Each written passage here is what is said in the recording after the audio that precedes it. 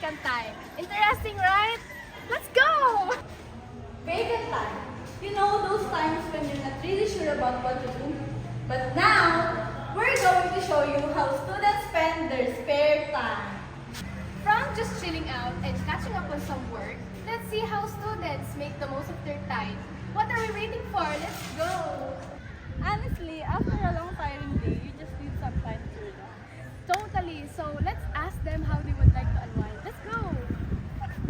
Hey guys, so you ate, what do you do during your vacant time?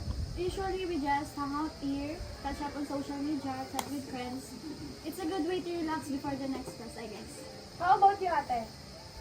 As of now, I spend most of my time like K-dramas, like, you know.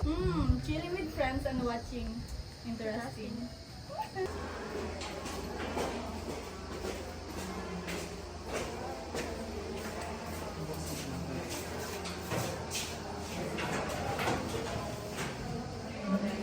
Now, for those who are more productive in their vacant time, we have the study group. So let's check in with them.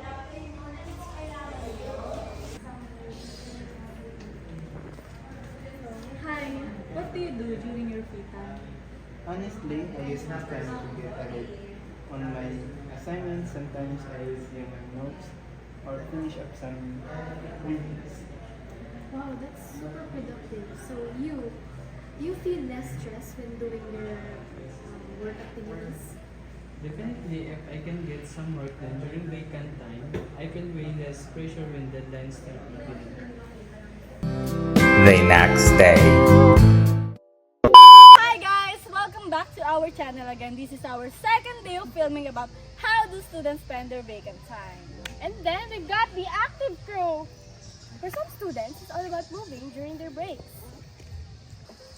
Hi guys, we're filming a vlog about how do students spend their vacant time. Do you guys always go to the gym and get more active during this? Yeah, whenever I have an hour or two free, I like to hit the gym.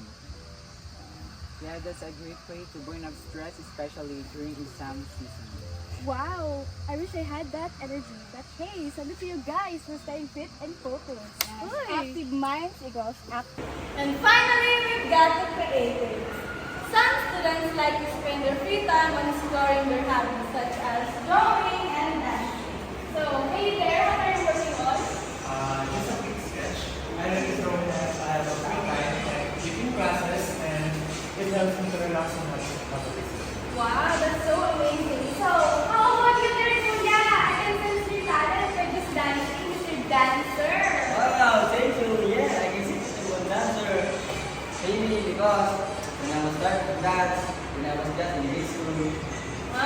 Okay, so you started in grade school. Okay, so love it. So, it is important to make time for your hobbies that makes you happy, right? And don't forget to like, subscribe, and hit the notification button to get more exciting content. Until next time, take care and make the most of your free time.